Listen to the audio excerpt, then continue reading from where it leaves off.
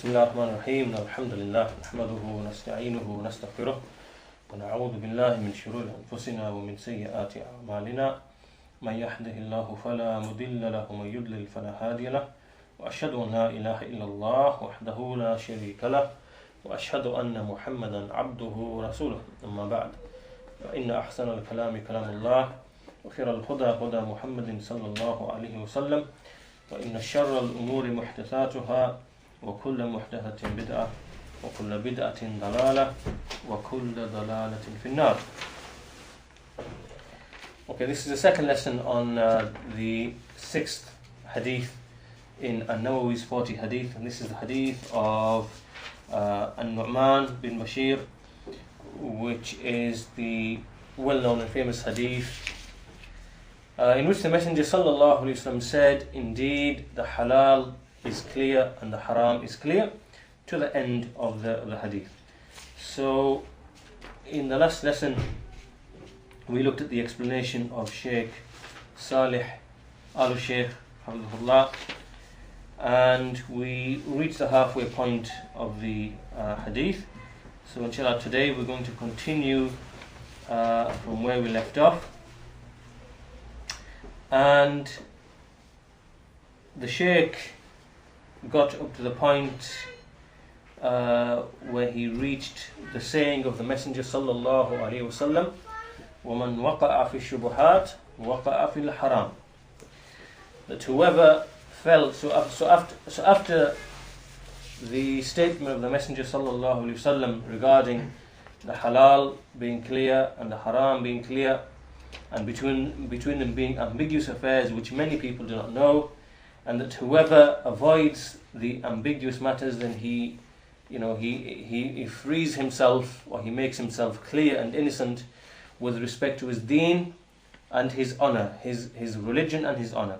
So this is where we got to last week, and so at this point the Shaykh, we start today's lesson regarding the statement of the Messenger sallallahu alaihi wasallam, which comes next in the hadith, وَمَنْ وَقَعَ فِي الشُّبُهَاتِ وَقَعَ فِي الْحَرَامِ, that whoever fell into the ambiguous matters, then he has fallen into the haram.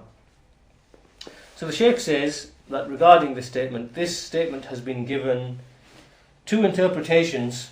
The first of them is that the reason why the Messenger sallallahu alaihi wasallam has stated that the person who falls into that which is doubtful, ambiguous, is like one who has fallen into or has actually fallen into the haram, then the first interpretation is that because this issue is an ambiguous matter, because the shubuhat are ambiguous matters, then from one angle it could be perceived as being something that is halal, or it could be, could have some element of halal, and on the other angle it has something which is haram.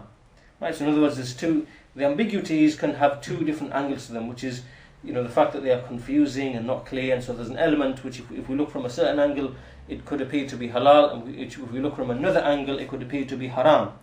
So because one half of the ambiguous, the nature of this ambiguous affair is such that it has something of haram in it, then therefore the Messenger sallallahu alaihi wasallam said that whoever falls into the shubuhat has fallen into the haram.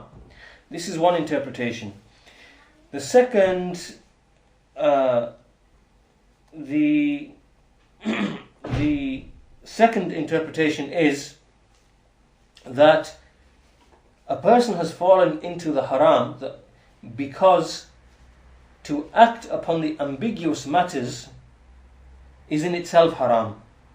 Right? So this is the second interpretation, that because acting upon something about which you do not know the correct ruling, or the correct rule, or the specific ruling in the Sharia, and yet you still acted upon it, then this is an affair which in itself is haram. So therefore the Messenger sallallahu alaihi wasallam said, وَمَنْ وَقَعَ فِي الشُّبُهَاتِ وَقَعَ فِي الْحَرَامِ. So therefore whoever fell into the shubahat, meaning that he's entered into something, he's practiced something, or he's done something without having knowledge, then he's fallen into the haram. Meaning that to do this is haram. In the sense that he didn't, he hasn't cleared himself, he hasn't freed himself as regards to his religion. He's acted in a manner in which he is no longer, innocent and free from any kind of blame. So the Shaykh says that, in the sense that he acted upon something, he fell into something for which the ruling of which he did not know. So the Shaykh says there's no doubt that this is like a person who proceeds upon something without having any proof or evidence for it. And this is a second interpretation of this particular sentence. And then the Shaykh continues. He says, he makes a clarification. He says basically, there are when the Messenger ﷺ made the statement that whoever fell into the ambiguous, the shubuhat, then he has fell into the haram. Then he says we have to make a distinction here between matters in which there are obviously clearly the issues are disputed and confusing, and between other issues in which it is from piety to leave them. Right, so we have to make a distinction here, because there are some issues where the ruling is it's mustahab. It's mustahab that we leave them, but only from the angle of piety, additional piety. And we have to make a distinction between these issues and other issues which are the subject of this hadith, which are issues where again the ambiguity is there and the ruling is not completely clear, and we can't really can't really proceed upon knowledge. But this particular point, the Shaykh will expand upon it a little further, or very shortly, to explain what is actually meant. At this point, he only introduces this issue. But inshallah, we'll come back to it after a short while on the next page, in which the Shaykh makes clear this distinction. So then the Shaykh continues to explain. Then he explains the next sentence, which is the Messenger sallallahu alaihi wasallam saying that whoever falls into the shubuhat is falling into the haram, just like a shepherd. And this shepherd, he takes his flock and he grazes his flock around a sanctuary, and all but grazing therein. Right? So meaning that he takes his flock and he's grazing around the sanctuary, and he takes his flock near to the sanctuary, but his flock is almost, it's as if it is almost grazing into, gone into this sanctuary and grazing into this sanctuary. And so the Shaykh explains, saying that the shepherd, that the ra'i, the shepherd, he has his flock with him, and the flock, we know that it's from the tendency and the nature of the flock that sometimes some of them will actually move and go far away from the rest of the flock and from where they're supposed to be grazing. And then when they come close to this sanctuary or this land that might belong to somebody else, or which is either it is a land which is specifically designated for charity, so the produce from it is for charity only, or it belongs to so-and-so person and whatever is similar to this. So when he brings his flock close to that area, then by nature we know that some of the sheep or whatever else it is in a flock will transgress and go into the sanctuary and will take from that which doesn't belong to the shepherd. This is just the nature of it. So when he goes close to the sanctuary, then inevitably this is something that will happen. So this is the example that the Messenger sallallahu alaihi wasallam has given, and the Shaykh says that this example is a great example. This is a great similitude given to explain that the sanctuary of Allah subhanahu wa ta'ala is His prohibitions. Right? The sanctuary of Allah is His prohibitions. And this is, that Allah's prohibitions are like the sanctuary. So anyone who approaches them, he comes close to them, then it is inevitable that on an occasion that he will expand, he will go further, and therefore he will enter into something which is haram. And even like, for example, in some issues he might be hesitant about, yet he comes close to them, then even in those issues he might on an occasion fall into something which is actually haram.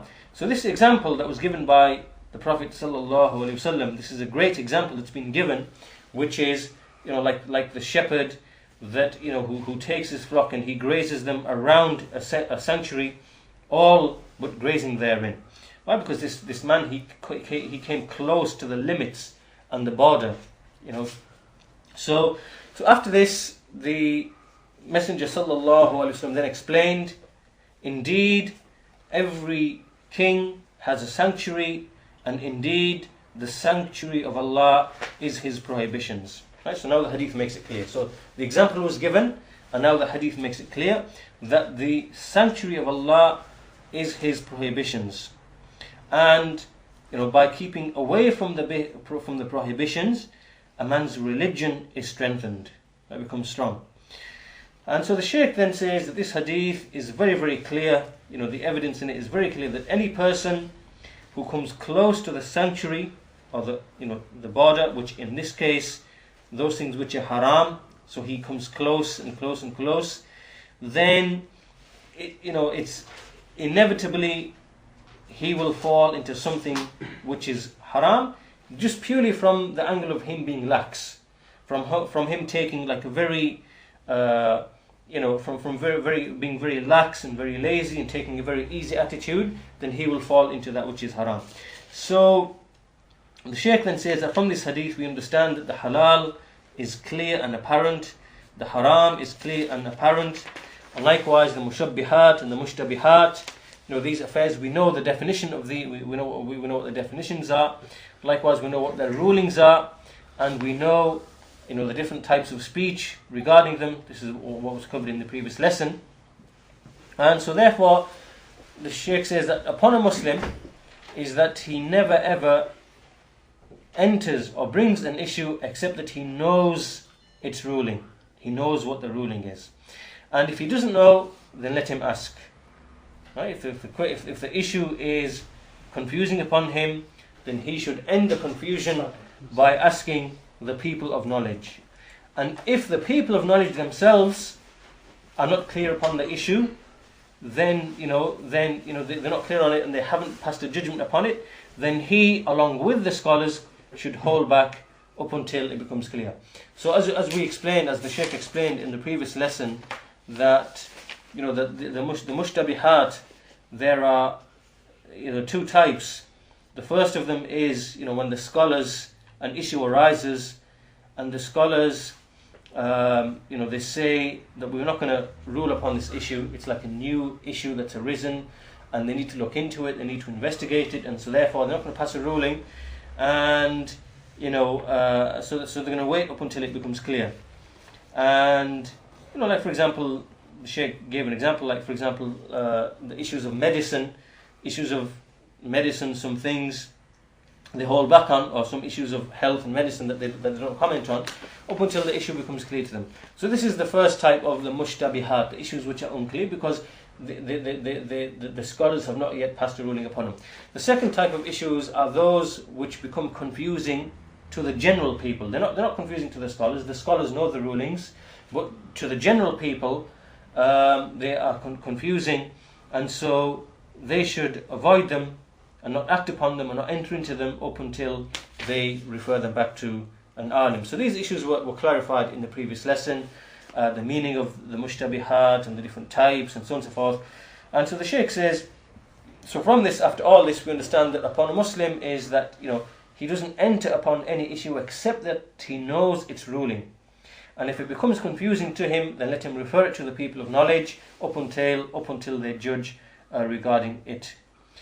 Now, the Shaykh comes back now here to the issue that I just mentioned earlier, that there are some issues which are not from the mushtabihat, like they're not like ambiguous or anything of that nature, and they occur in like some of the rulings, the fiqh rulings, and because these rulings and the differences therein follow certain principles, and you can actually see that these rulings have a basis in the hadith or in certain texts, then you find that these issues are not the same as what we are speaking of in this hadith, which are the mushtabihat. These are the issues which the scholars have differed regarding, and and so the Shaykh says that when we speak about these issues, these are not the same as the issues that are meant by this hadith, right? So if a person, for example, he entered into one of these statements or these rulings which come from these scholars, and he entered into them, that's not the same as entering into that which is ambiguous, which is haram. Now the Shaykh will explain what this means. He says that regarding these issues where there's ambiguity from the rulings of the scholars, where they have difference of opinion, then obviously to take a position such that you are not in any differing, right? So that you avoid the differing, that is something which is mustahab, and that this is different to avoiding the mushtabihat. Now the Shaykh will explain with examples. He says, for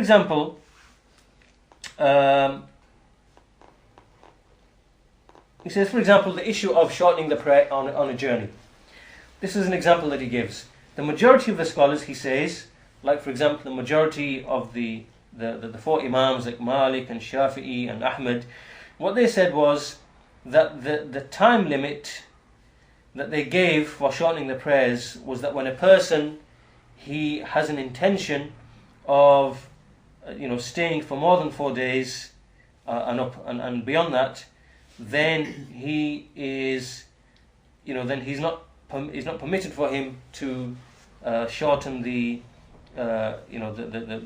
shorten the prayers. I mean, if he stays more than 4 days, right? That's the view of some of the scholars.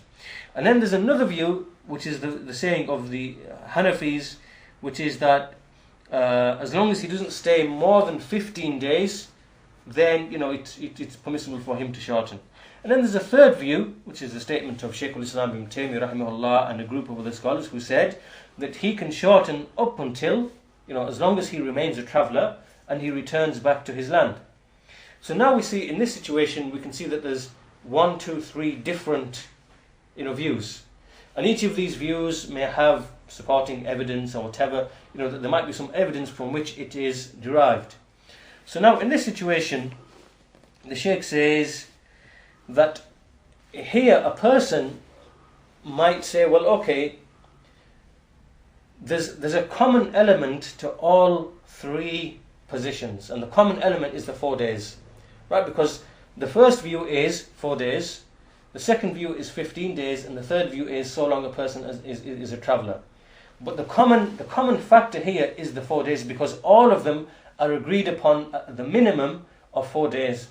So therefore a person, if he takes the view, well, what I'm going to do is I'm going to stick to the 4 days, because the 4 days isn't a matter of dispute between these 3 groups of scholars, and because the 4 days is agreed upon, I'm now upon certainty, right? So for example, the position which is certain amongst the 3 different viewpoints is the 4 days. So the Shaykh is saying that if a person says, right, I'm going to adopt the 4 days, this is going to be my view, and I'm doing it because I'm doing it because it's certainty, and I'm avoiding the difference. The Shaykh is saying that this is an affair which is mustahab. This is something that is mustahab. To take a position that takes you out of differing, then that is something that is mustahab. And what the Shaykh is clarifying here by this example is that when we speak of the mushtabihat, that we are not speaking of these types of issues. These types of issues are issues in which there's difference between the scholars, and so therefore if we took a position in order to avoid falling into one of the three differing viewpoints, or whatever different viewpoints there are, then this is a praiseworthy thing. This is an affair which is mustahab, but we shouldn't confuse and mix this with this other issue, which is falling into ambiguous affairs whose ruling is not clear. We don't know what the ruling is. Right? It's a matter that is it halal, is it haram, is it what's, we don't know. Right? And then a person enters into that without knowledge. He then falls into that which is haram, which is the mushtabihat. We shouldn't confuse that with these types of issues where we have a ruling and we're not clear we have a number of rulings in an issue. We're not sure which one it is, what's the correct, because the scholars' opinions are many, or there's difference. There's two or more opinions, and so we're trying to take a position in which we know that we have more certainty than if we were to take one of the two different opinions, or more than two different opinions. So I hope you get the distinction. And then the Shaykh says, the Shaykh also says that for this reason you will find that many of the people of knowledge, that they stuck to the view of, for example, 4 days, for a traveller, because they saw it from the angle of a person being free from any blame in his religion. Right? In the sense that a person is taking the view that he's free from any kind of blame, and that because this is an issue that relates to the prayer, and that prayer is one of the is the second pillar of Islam, and it's it is the greatest action. It is the greatest pillar in terms of action, in terms of practical, in terms of the physical practical pillars. Then they took the view that obviously in order for a person to be safe and free in his religion, free of any blame, that many of the scholars prefer this particular view from this particular angle. And the Shaykh then gives another example. He says, likewise, another issue that the scholars have looked at in light of this hadith is the issue of the wealth of a person whose wealth has been mixed, something with halal and something with haram, right? So, for example, there's a man, he has some wealth which is haram. We know that, for example, he earns money through haram means. Either it could be through bribery, or it could be through riba, through interest, through usury and other such things. And at the same time, we know he has earnings which are halal. So what is the ruling regarding this person? And so the people of knowledge, they treated this situation to be applicable, they treated that hadith to be applicable to this situation, the hadith that we're discussing now. And some of the scholars said that they entered this issue into this hadith. And what they said was, it is from piety that we leave, this man, that we leave his wealth, that we don't eat anything from his wealth. And this is from the angle of a person being free in his religion and innocent in his religion, not being blamed in his religion, and it being a recommended thing. So that's what some group of scholars said. Another group of scholars said that it's in accordance with the majority. So if the majority of his earnings are from the haram, then a person is to keep away from eating or consuming anything from this person, from the angle of, again, freeing himself as regards to his religion and remaining innocent and free as regards to his religion. And if the majority of his earnings is from the halal, then it is permissible to eat from what this man offers. So long that he doesn't have the knowledge that the specific thing that's being offered to him is from the haram. Right? So if he knows that a man's earnings, the majority of which are from the halal, so he eats at his house, you can do that, no problem, in the view of these scholars, as long as that he doesn't come to have the knowledge that the specific thing that is being presented to him is from the haram. And it's like a person goes to the house of a person who's selling alcohol, and he has a big store, part of which is so he sells alcohol. So the majority of what he's selling is halal, but he sells alcohol. And a person walks in, and as he's walking in, a person's buying alcohol, and the person pays the money, it's a £10 note, whatever it is, and it's on the side, and then the owner of the whatever is going to prepare some food, so he goes out with that same money and then buys something and comes and offers it. So in this instance, the person has sure specific knowledge that that food was brought with the haram earnings, right? In that situation, it's to be avoided. But in general, in the view of this group of scholars, that if you know that the majority earnings of a person is from the halal, then there's no harm in eating from it. And there is a third view which is the view held by Abdullah ibn Mas'ud radiyallahu anhu, and who said, and others as well, who said that it's permissible for you to eat because the haram is upon his shoulders. Because now the context has changed, right? He has already earned from the haram. He's earned the haram, and when he presented the food to you, that food now is now from a different angle. It's now being presented to you as a gift, or as a food, or as someone who receives food as a guest, or whatever is like that. So because the angle has changed, because the context has changed, then the ruling upon it changes. And then he gives an example. The Shaykh brings a hadith of a hadith in which the Messenger sallallahu alaihi wasallam was going to eat some meat, and the Sahaba said, "Well, this meat was given as charity to this, to the person who's serving it to you, and the Prophet is not allowed to eat from charity." And so the Messenger sallallahu alaihi wasallam said that the charity was given to her as charity, and it is now being given to us as like a gift, right? So the status upon that has now changed. So the charity is given to the woman, not to the Messenger. It's given to that woman. She's already received it as charity.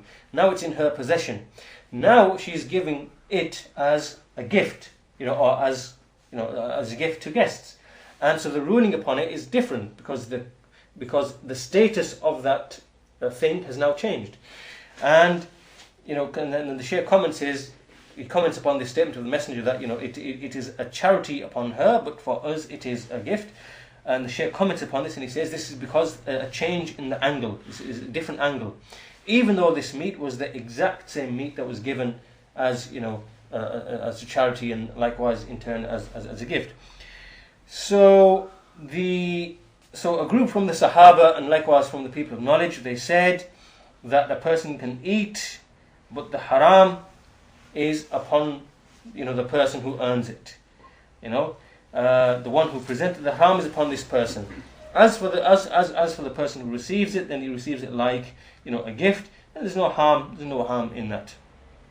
And so other people said, like another group said, that this person, that you can eat from this person so long as you do not know that the specific wealth or the specific thing that he's giving you is from the haram, that specific thing in that instance.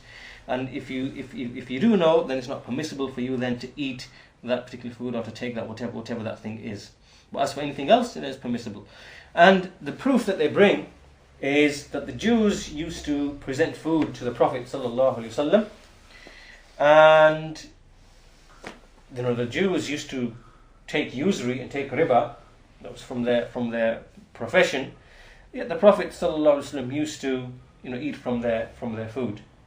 Right, so they bring this particular proof. And so the Shaykh then says, what is intended by all of this is that what is intended by this is that this differing between the scholars that we see, like in this issue, and likewise in the previous issue, the issue of traveling on a journey, does it enter into this hadith or not? Do these affairs enter into that hadith or not? And the Shaykh says that the scholars, the majority of the scholars, their view is that these issues do enter into that hadith, but only from the angle of wara, which is from the angle of a person adopting piety, being more pious and withholding from something out of piety, right? Not from the angle of that if a person, for example, ate something from the food of a person whose wealth, that he's now fallen into the haram. Not from the angle.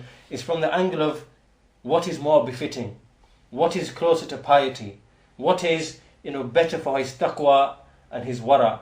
From this angle, they entered certain, they treated these issues to be applicable, as it relates to that hadith, but not from the angle that we are looking at from the hadith itself, which is an issue which is ambiguous, and you act upon it and you fall, without knowledge. But so it's not from the same angle. It's from the angle of wara, and a person, being more cautious with respect to, his religion, and being more fearful, and just trying to take like a generally safer position, even though he's not strictly falling into something which is clearly outright unlawful. So the Shaykh then clarifies this, and he says that he said that many of the people of knowledge, that they preferred the statement of Ibn Mas'ud in this issue, which is that you can eat from it, and the haram is upon that person. And likewise Ibn Abdul Barr, he likewise in his book Tamheed, and other people from the people of knowledge, they likewise held the same view regarding this particular hadith. So inshallah that should clarify that issue, and we can now apply this to other issues as well, regarding some of the rulings where the scholars have differences.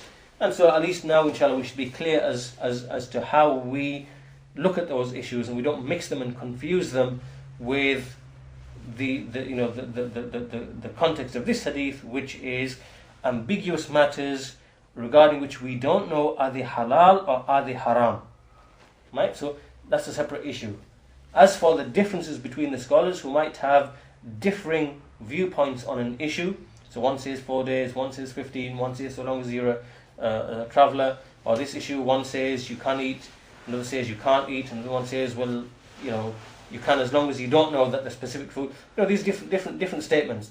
So, with regarding these issues and these rulings where the scholars differ, then the approach that we take is that it's that from the point of wara, from the point of showing more piety, that you can, maybe avoid something, or maybe you can take the viewpoint which is common between all of the different viewpoints, and that's from the angle of wara, and something that's mustahab for you to do. But as for the other issue, then to avoid the mushtabihat is something that is wajib. It's wajib. If you don't know about something, is it halal or is it haram, you're not really clear, then it's wajib for you to avoid that and to keep away from it. You are blameworthy if you act upon it, right? So we need to be clear about those two separate groups of issues. So now the Shaykh clarified that. He then continues and he says, and moves on to the next part of the hadith, which is that indeed in the body there is a morsel of flesh, which if it is sound, then the whole body is sound, and which if it is corrupt, the whole body is corrupt. Indeed, it is the heart.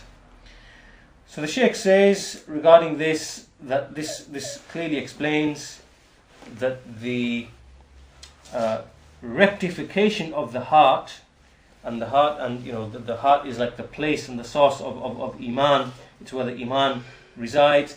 That it occurs by a tawarru', which is, a tawarru' here is that when you withhold from the doubtful affairs, doubtful matters, that you have caution, and then you keep away from the shubuhat, the doubtful affairs, and likewise, because the heart is the heart, that when a person embarks upon something which is haram, that's something that begins in the heart. And likewise the wara', to keep away, that likewise is in the heart. So really, the heart, if the heart is sound, then the rest of the body, in whatever it does, in its dealings and whatever it does, then it will be sound. And if the heart is corrupt, then likewise the body in turn will be corrupt. So the connection of all of this, so remember, the connection of all of that the Messenger was mentioned. Why did the Messenger mention this thing at the end of the hadith? Regarding the heart, because it's connected with the heart. When he said, indeed, in the body there is a morsel of flesh, which is the heart, this is because the heart is the thing that perceives matters. Right? It says idrakul ma'lumat. It is the heart that perceives matters, information. It is the heart that, perceives and understands. And this is the view of the people of knowledge, the scholars amongst the people of knowledge. And this is the same thing that is proven and indicated by the texts of the book and the sunnah, that understanding, the acquiring the understanding, that this is something that is tied to the heart, right? That this is what the heart does, that when it perceives things, it's tied to the heart. And likewise, when it acquires knowledge, and likewise the rectification and the corruption and the intentions, all of that is tied to the heart. This is where these things take place. And then the Shaykh says, well, if this is the case, then what is the role of the mind or the brain? Right? If this is the case, that it's the heart that understands, it's the heart that perceives, it's the heart that knows, it's the heart that has the intention, it's the heart that... So then what is the role of the brain or the mind? And the Shaykh says that the role really of the brain or the mind is that it is like a form of assistance. It aids and supports and assists the heart in whatever the heart does. And the Shaykh says that this is what the muhakkikeen, this is what the people of knowledge, this is what they say. This is their viewpoint. And so they said, although they differed in an issue, they said, the intellect, the aql, is it in the heart or is it in the head? They differed. And what is correct is that the intellect is in the heart, right? Because what is meant by the intellect, the intellect isn't like any kind of organ or anything like that. The intellect, what is meant by the intellect is the ability or the actual issue of understanding and perceiving matters, information, knowledge, the things that are to be understood and perceived. And as for the brain and whatever is in the head, then this is just merely a means. It's like a means and something that assists in that understanding arriving, in the heart, or for the heart to perceive and understand these affairs. And then this final thing the Shaykh says, the heart, does it understand from the angle that it's like a piece of flesh that understands, and he says no, it is from the angle that it is the place or the repository of the soul, and Allah knows best. He says Allah knows best to that issue. Then he finishes wa sallallahu wa sallam ala nabina Muhammad, which is the ending of the explanation. But then at the very end, the Shaykh makes a little note, which is, he said that previously in the speech upon this hadith of an-Nu'man, regarding when the Messenger sallallahu alaihi wasallam said, وَمَنْ وَقَعَ فِي الشُّبُهَاتِ وَقَعَ فِي الْحَرَامِ, that whoever entered into the shubahat, the ambiguous affairs, then he's entered into the haram. The Shaykh says, we clarify this issue a bit more, in the sense that this statement of the Messenger sallallahu alaihi wasallam, when he said that whoever falls into the ambiguous affairs, he's fallen into the haram, that this is like the reason why this statement has been made is because this person who's falling into these ambiguous affairs, he's extremely, extremely close to falling into something that is haram. And so for that reason, the Messenger more or less likened the two situations. And if he was to falling, if we were to look at the situation and he was fallen into the shubuhat, it will no doubt lead him to falling into the haram. Right? That's the effect that it will have. Just like the example that the Messenger gave of the shepherd who grazes with his, who grazes his flock around a sanctuary, and knowing that inevitably, his flock will indeed pass over the boundary into the sanctuary of someone else. And so the Shaykh says so the Shaykh says the second angle is again that a person, when he falls into that which is mushtabih, then he's falling into it from the angle that he falls into it. He falls into it without knowing full well its ruling, and for that reason he didn't really free himself and make himself innocent with respect to his religion, and he didn't keep away from the mushtabihat, and so therefore he's to be likened as someone who falls into the haram. Right? So again, what the Shaykh is doing is explaining this statement of the Messenger and the angles from which we can look at why the statement was made. That this person hasn't freed himself, he hasn't kept away from the mushtabihat, he hasn't freed himself with respect to his religion, and he's acted upon this without knowledge, and so therefore, he's fallen into that which is haram. So anyway, the Shaykh says that these two viewpoints or these two explanations are something that we've covered previously in the explanation. So the Shaykh finishes his explanation there, and inshallah we have a short amount of time. What we'll do is just go through some of the comments briefly that the Shaykh Ibn Uthaymeen rahimahullah, the noble Shaykh, he has just like a very brief explanation, and we'll just select parts of it just to give us additional benefits. So the Shaykh, in his explanation of an-Nawawi's 40 Hadeeth, he begins by saying, Inna al-halal bayin wa inna al-haram bayin. Indeed, the halal is clear and the haram is clear.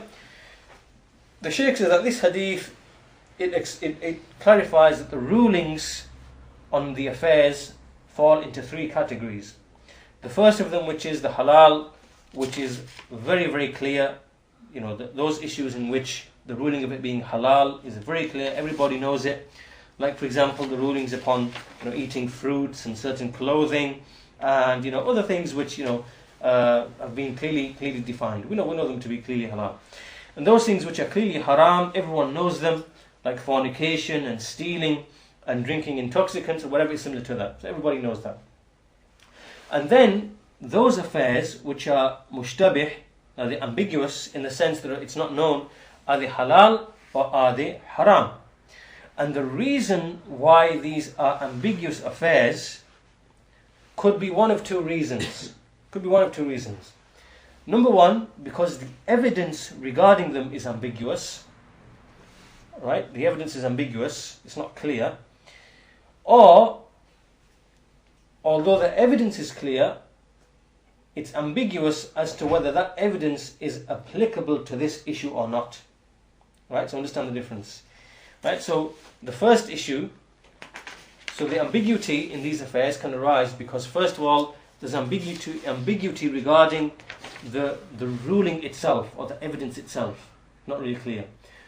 Or it could be because although the text or the evidence is clear, but we don't know, does it really apply to this situation or not? Can we really apply that to this situation or not? Right? So it's a matter of applicability. And these are the two reasons why there might be ambiguity in these affairs. Then the Shaykh clarifies further. He says, as for the first type, which is al-ishtibah fi dalil, which is the ambiguity in the evidence itself. This can be, for example, like when we say this hadith, is it authentic or not? We don't know whether it's authentic. Did the Messenger, did he say this? Did he not say this? We don't know. And secondly, does this evidence indicate this ruling or not indicate this ruling? We're not clear. Right? So this is an example of there being ambiguity in the ruling itself. Right? It's ambiguous. It's ambiguous. And the Shaykh says this is something that occurs often. How many times do we hear that this hadith has problems, and is it authentic or not authentic, and does it indicate this or does not indicate that? So now there's an issue with the actual evidence itself. The actual evidence itself creates ambiguity about the ruling, either because of its authenticity or because it's not clear itself. The ruling from it is not actually clear. That's the first type. The second type is which is the question, does this hadith apply to this situation or not? So although the hadith might be authentic and the ruling from it might be clear, the issue now is, does this hadith fit this situation or not? Can it apply to this situation or not? And that's the second place where the ambiguity might enter into these kind of issues. So then the Shaykh says, لا يعلمهن كثير من الناس, which is the next part of the hadith, which means that the mushtabihat, many people do not know them, which proves that many people do know them. Right? Many people don't know them, many people do know them. So the Messenger did not say, وَلَا يَعْلَمُهُنَّ أَكْثَرُ النَّاسِ. He didn't say that the majority of people do not know them. He didn't say that. He just said, many people do not know them. This proves at the same time that many people do know them. And otherwise, so then the Shaykh continues and he says that these people don't know it either because their lack of knowledge, or because their lack of understanding, or because, again, they fall short in, again, their ma'rifah, their knowledge and their understanding. And then the Shaykh continues and he says, regarding the hadith, so whoever avoided the shubuhat, فَمَنِ اتَّقَى الشُّبُهَاتِ فَقَدْ اسْتَبْرَأَ لِدِينِهِ وَعِرْضِهِ. So the Shaykh comments that whoever had taqwa or feared the shubuhat, meaning whoever kept away from them, فَقَدْ اسْتَبْرَأَ, then basically he has freed himself and made himself innocent, لِدِينِهِ, with respect to that which is between himself and between Allah, وَعِرْضِهِ, and his honor regarding that which is between him and between the people. Right? So he's now cleared himself with respect to two things. His deen, meaning in his relationship between himself and Allah, so he's cleared himself, and in his honor, in the sense that between himself and the people, he's cleared himself, in the sense that, if a person was to start acting upon doubtful matters, then the people would start saying, well, look, he does this and he does this, and he's a man who does this and a man who does this, and he doesn't have any wara, and he doesn't do this, and he doesn't take any care. Right, so now he's cleared his honor as well as it relates to the people. And then the Shaykh continues and he says that, he moves on to the next part of the hadith, which is that, whoever fell into the shubuhat, then he has fallen into the haram. And the Shaykh explains that this sentence, it can carry two meanings. It's possible to understand two meanings. The first of which is that any person who, falls into and practices those things which are the mushtabihat, that this itself is haram, that this action is haram. To fall into the shubuhat is haram. This is the first meaning. And the second meaning is, second meaning that we could take from this statement is that to fall into the shubuhat is a means that will lead a person to fall into the haram. Right? So the Shaykh is saying, if we look at the example that the Messenger ﷺ gave in the same hadith, that example will allow us to see what was the actual meaning that was intended by the Messenger ﷺ by this statement. Right? And the Shaykh says it was the second meaning. The meaning which is that if you fall into the shubahat, you will inevitably fall into the haram. That's the meaning. And the Shaykh says the proof for this is that look at the example that the Messenger gave. He gave the example of a shepherd who grazes his flock around the sanctuary, and because he's going into like the borderline, inevitably he will fall into that which is haram. His flock will go over the border and enter into the sanctuary of someone else. And so the Shaykh says that from this we know that from this example, when he takes his sheep or whatever, and they go close to this earth, this sanctuary, and they see that it's green, it's full of vegetation and whatever, and no doubt it's going to enter into that land, and he says the same thing is with the mustabihat. When a servant starts going near them or around them or borderline, whatever, then it's going to be difficult for him to withhold himself and make him control himself. And so the Shaykh says that because this example was given in the hadith itself, then we know that the closest meaning or the meaning of when the Messenger said whoever falls into the shubahat will fall into the haram, that what is meant by it is that a person going close to the limits and the borders of what is unlawful and what is lawful and unlawful, then he will no doubt fall into the unlawful. And then the Shaykh clarifies, he says, وَإِنَّ لِكُلِّ مَلِكٍ حِمَى, that indeed every king has a sanctuary.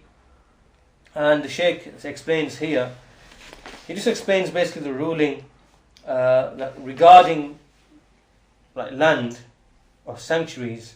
He says there are two types of sanctuaries that can be made as it relates to the land. The first of which is like a person, he decides, right, I'm going to take this land and it's going to be just for me and just for my flock. Right? This is haram. You can't assume land which is the public property of everybody, you can't do that.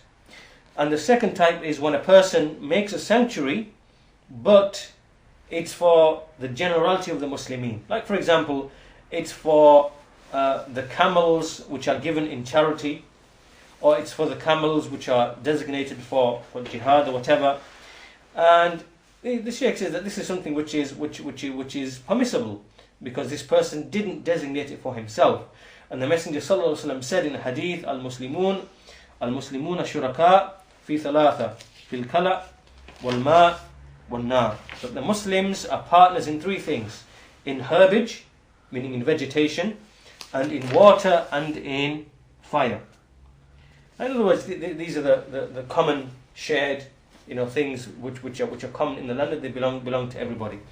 So the point being, what the Shaykh clarifies, that even though the Messenger said, indeed every king has a sanctuary, this hadith shouldn't be taken as a ruling that making a sanctuary for oneself is halal, but this is only being used by way of example, by way of an example. And so anyway, the Shaykh clarifies that the sanctuary of Allah is His prohibitions, and so you should not come close to them, and that the prohibitions of Allah are like a sanctuary that belongs to a king, which no one is allowed to enter. Like just the example that was given. Then, indeed, in the body there is a morsel of flesh. So we find that in this statement, the Messenger ﷺ used two words that provide emphasis.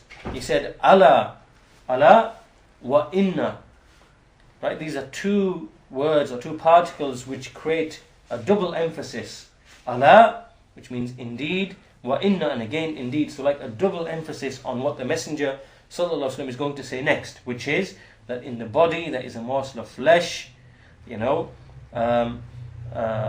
It's like a small morsel of flesh, like a small morsel of like meat, just like what a person might have when he eats, and it's like something small.